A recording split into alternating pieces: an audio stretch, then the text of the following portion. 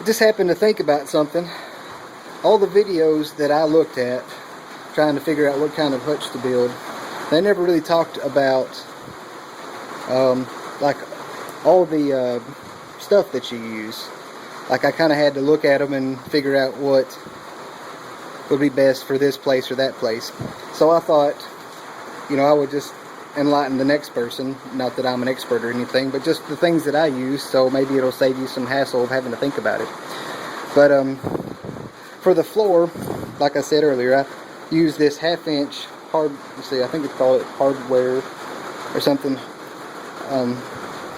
But basically it's just 1/2 inch squares. It comes at the Tractor Supply. I got it for I think it was $13.99 for a 2 foot by 10 foot roll.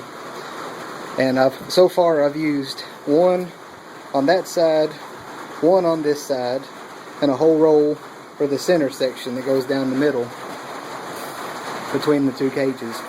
Now this is an 8 foot by 4 foot hutch, so obviously I had 2 feet left over from each roll. So I've got this in between here is, I think it's right at 23 inches, something like that. And actually I think it's 21 inches, 23 inches tall, 21 and a half, something like that. But basically I could use the rest of one roll on this side, and I'll use the rest of one roll on that side over there. And then I used pressure treated for the supports. I just had these old landscape timbers that were laying in the backyard that I had tried to build a sandbox with, but the rain washed it all away. And so as you can see, the pressure treated timber goes all the way through on mine and goes up. I cut it off at about 6 feet, and so, you know, I got a little bit of room to figure out what I'm going to do with my roof, which I haven't figured out exactly yet. But I was going to show some of the tools that I've had to use. Most people probably already know this, but if anybody doesn't know, I mean, I used you know, just a cordless drill. I put it all together with 3-inch screws, which makes it a lot easier, especially when you're working by yourself, because you don't have to, you know, bang on stuff and try to hold it at the same time, hold your nail, and, you know, everything slides all over the place. Obviously a tape measure and a hammer and a speed square and a pair of pliers. I got these hinges at Walmart for like $1.50, and these brackets that I'm going to use for my door closers, I got those also at Walmart. They were like $2 a piece, something like that. And while I was at the Tractor Supply to put it together with, I started using these giant staples that I use for fencing, like for my goats. But when I went back to get some more because I ran out, I found these little bitty ones at Tractor Supply, and they're called, they're hot dipped, so you can use them on galvanized stuff. My camera is not wanting to focus right now, but it's hot dipped. They're called poultry net staples, and they're 3/4 of an inch. And boy, I tell you, that's a whole lot easier than I was pounding it in with these big old 2-inch staples for electric lines and stuff. What I used to make my fence corners with, those probably 1.5 inches, I guess. But as you can see the difference, it's a whole lot easier to put these little ones in than it was these. And I was splitting my boards and stuff earlier too. And these are actually, I'm pretty proud of them. They're holding in together pretty good and stuff, and they're not wanting to squeeze out. Time will tell if the rabbits push them out together, but I don't think they will.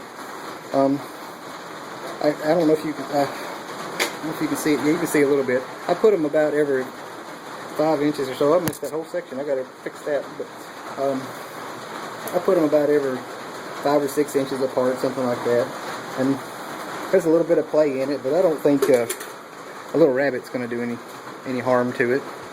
But yeah, that's it for now. Oh, one thing I had to figure out on my own too, which, you know, not a big deal, but nobody was showing how they put down their floors, so I thought I'd show real quick. Before I put the center section in, I just had my outside bands on both sides and the front here, and then I had it's like a floor joist running down the middle underneath this, and I put everything on top of the other support systems to keep it all sturdy. But I had the band running down this way, and then I have one right in the middle going across, and it worked out really good since I'm doing a 4-foot wide that comes in the hardwire, whatever it's called. This half-inch stuff right here comes in 2-foot sections. So I got one piece that covers all the way over to the middle, and then the other piece comes from that side to the middle, and then I set this inside piece directly on top of that, and that's stapled down, and then this center piece is also drilled down on top of it, so it's not likely that it's going to come out.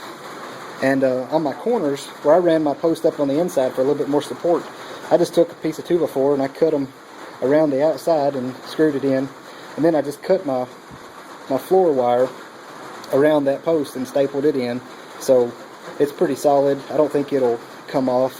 When I get done, because it's pressure treated, I'm going to take a little bit more of that third roll that I've got left over of this, and I'm going to try to wrap the insides of this so they won't chew on this pressure treated stuff. The rest of it is made out of just non-treated, so it shouldn't, even if they did chew a little bit, it wouldn't really hurt them none.